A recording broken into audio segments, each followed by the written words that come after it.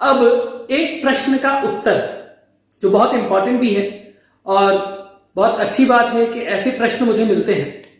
प्रश्न ये है कि साउंड काम कैसे करती है। हम मंत्र जाप कर रहे हैं, हमने मंत्र जाप किया और वो क्रिएट जो एनर्जी हो रही है वो कैसे हो रही है और कैसे वो इफेक्ट करती है हम पे।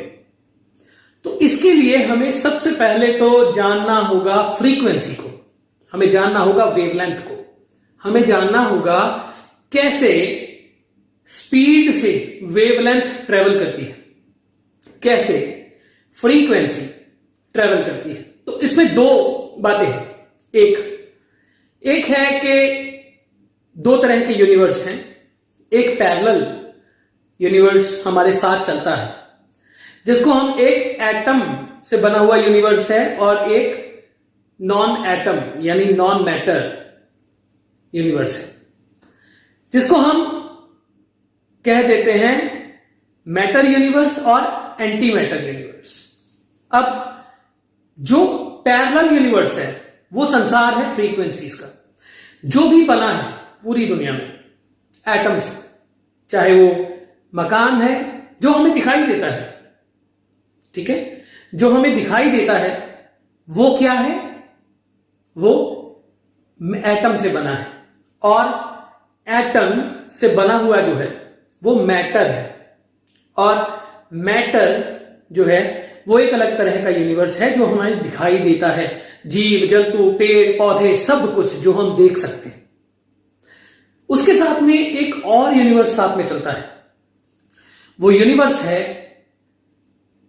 पैरेलल यूनिवर्स, वो है फ्रीक्वेंसीज का यूनिवर्स, वो है तरंगों का यूनिवर्स, वो है एंटी पार्टिकल यूनिवर्स, वो है दिव्य फ्रीक्वेंसीज का यूनिवर्स। अब इसको इंटरनेट के सहारे से समझते हैं। इंटरनेट में फाइल अपलोड होती है, फाइल डाउनलोड होती है। ये फाइल मैं जहां बैठा हूं वहां से अपलोड हो रही है, आप जहां बैठे हैं वहां आप सुन रहे हैं। तो ये सिग्नल्स हैं। रेडियो कैसे काम करता है, फ्रीक्वेंसी कैसे काम करती है, वेवलेंथ भी ऐसे ही काम करती है। अब वेव क्या है? तरंग।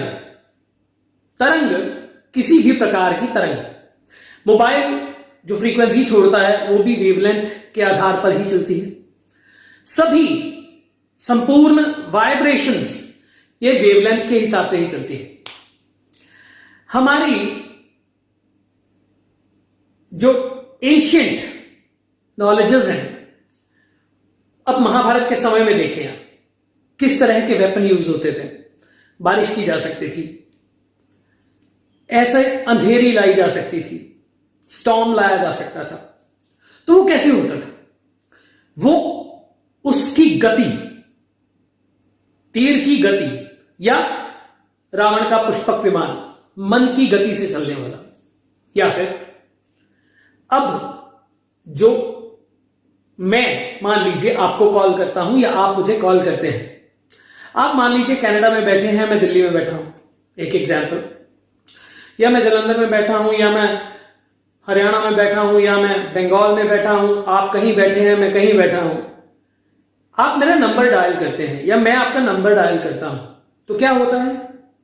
वो नंबर एक फोन डिवाइस जिसके यहां पे माइक है और यहां पे एंटेना है, उसके अंदर यहां आईसी है।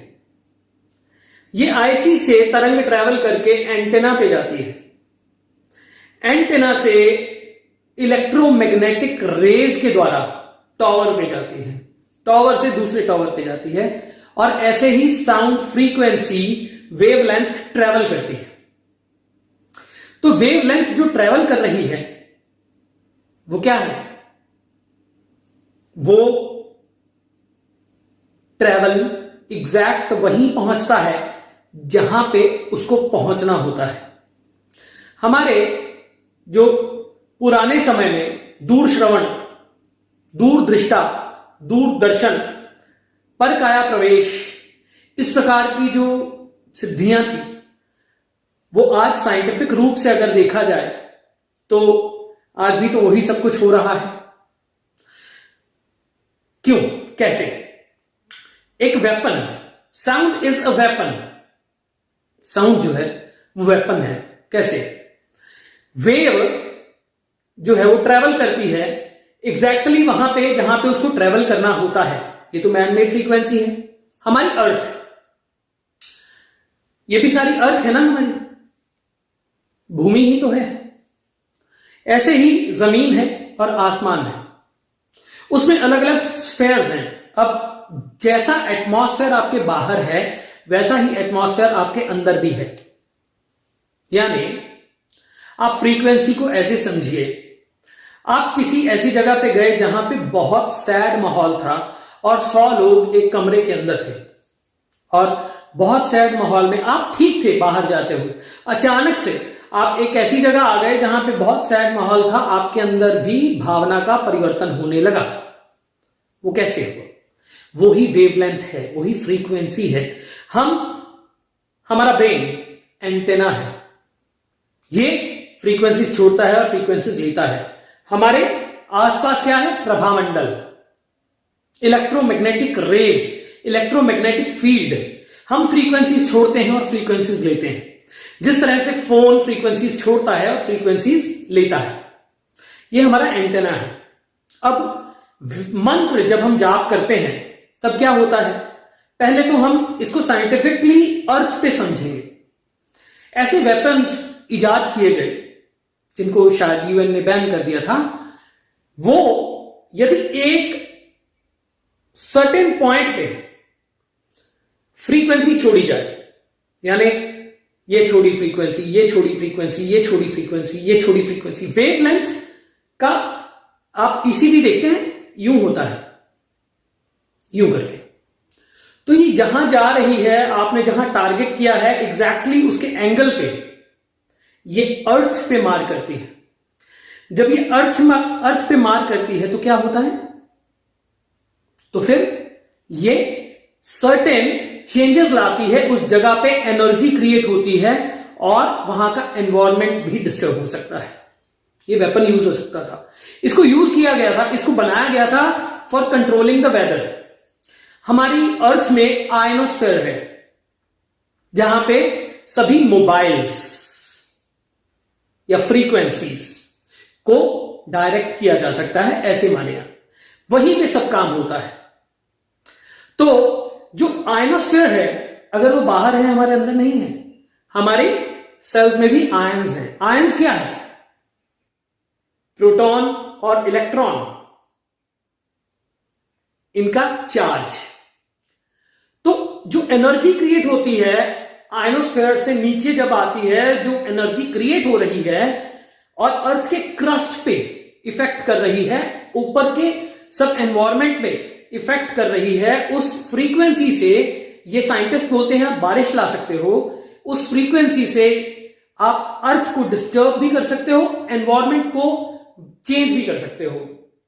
कैसे? ये कैसे संभव है? कैसे संभव है?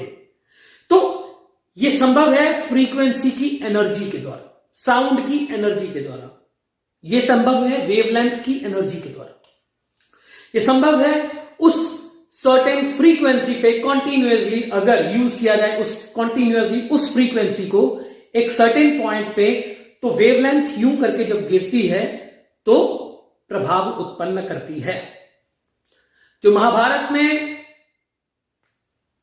अग्निबाण, वर्षाबाण, आपको खांडव वन की स्टोरी याद है?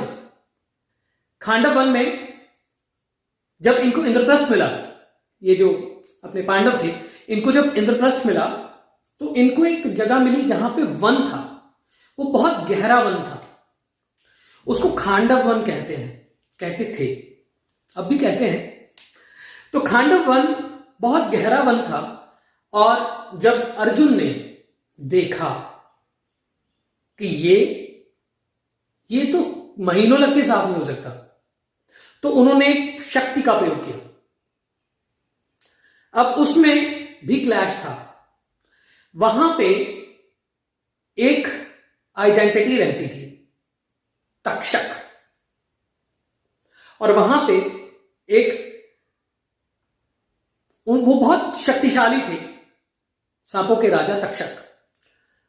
जब भी वहां पे अग्नि का कार्य होता तो फिर क्या होता, जब भी अग्नि लगने लगती या कुछ ऐसा होता जो मैंने सुना है, तो वो बारिश करवा देते और अग्नि शांत हो जाती। तो एक दफा तक्षक कहीं गए हुए थे और अर्जुन को ये बात पता लगी, तो अर्जुन ने ये अलग अलग कहानियां अलग अलग तरीके से कही गई हैं, तो मैं उनमें से एक बता रहा हूं, परंतु हमें कहानी कथा को मूल को समझना है। तो उन्होंने जब अग्निबाण चलाया तो क्या हुआ, अग्निबाण से संपूर्ण वन कुछ क्षणों में जल गया, कुछ टाइम के बीच में ही जल गया। अब वो जो अग्निबाण था वो उसकी भी तो फ्रीक्वेंसी रही होगी ना, वो वेवलेंथ ही तो होगी, उस प्रकार की वेवलेंथ होगी, इतना तेज होगा वो कि अग्नि क्रिएट हुई होगी। ऐसे ही जो महाभारत में समय के हिसाब से प्रयोग हुए अस्त्र, अश्वत्थामा ने ब्रह्मास्त्र यूज किया, अर्जुन ने ब्रह्मास्त्र यूज किया और कृष्ण ने उन्हें रोका। ये अलग कथा है, इसके बारे में फिर बात करेंगे, परंतु फ्रीक्वेंसी की बात कर रहा हूं मैं। ये जो फ्रीक्वेंसी है ये काम कैसे करती है, ऐसे ही करती है। ऐसे ही अगर हम एक स्पेसिफिक चैंटिंग करते रहे तो क्या अर्थ बाहर ही है, ये अर्थ नहीं है। हम जब कॉन्टिन्यूअसली एक चैंटिंग करते हैं, ओम हम जूम सह, ओम हम जूम सह, ओम हम जूम सह, ओम हम जूम सह, ओम हम जूम सह, जब एक लय में एक रिदम में हम वो फ्रीक्वेंसी क्रिएट करते हैं अपने अंदर, तो क्या हमारे क्रस्ट पे वो प्रभाव नहीं डालेगी, हमारी अर्थ पे वो प्रभाव नहीं डालेगी? क्या कंपन हमारे बीच में नहीं होगी? क्या वही वेवलेंथ हमारे अंदर से नहीं निकलेगी? निकलेगी। इसको और डिटेल्ड एक्सप्लेनेशन हम करेंगे। इसके बीच में दो बातें, मैं साइंस के ही मैं I am not engineering student, परंतु जो मुझे पता है मैं वही आपसे डिस्कस कर रहा हूं। अब उसको डेफिनेशन नहीं बता पाऊंगा मैं एग्जैक्टली, बट मैं सिर्फ ये कहूंगा, ये इलेक्ट्रॉन, ये प्रोटॉन, जब ये एक दूसरे के साथ कनेक्ट करते हैं तो एक चार्ज उत्पन्न होता है। सपोज एक प्रोटॉन्स ज्यादा हो गए या इलेक्ट्रॉन्स ज्यादा हो गए तो अलग अलग तरह का चार्ज होता है। एक एनायंस होता है, एक कैटायंस होता है। तो एक पॉजिटिव चार्ज है, एक नेगेटिव चार्ज है। इसी तरह से हमारे अंदर भी सेल्स जो है उनके 3 भाग हैं, प्रोटॉन, इलेक्ट्रॉन और न्यूट्रॉन। तो हमारे अंदर किस प्रकार का चार्ज उत्पन्न हो रहा है उसी प्रकार की फ्रीक्वेंसी हमारे अंदर से जाएगी। यानी अगर अर्थ पे अगर आयनोस्फेयर को फ्रीक्वेंसी के लिए यूज किया जाता है तो आपके आयन्स क्या आपके अंदर क्रिएट नहीं करते होंगे? कार्बन डाइऑक्साइड बाहर भी है, आपके अंदर भी है, ऑक्सीजन बाहर भी है, आपके अंदर भी है, एटम्स बाहर, एटम से ही ये संसार बना है, आप भी बने हैं, अर्थ आपके अंदर भी है, वायु आपके अंदर भी है, अग्नि आपके अंदर भी है, जल आपके अंदर भी है। तो वो आयनोस्फेयर हमारे अंदर नहीं है क्या?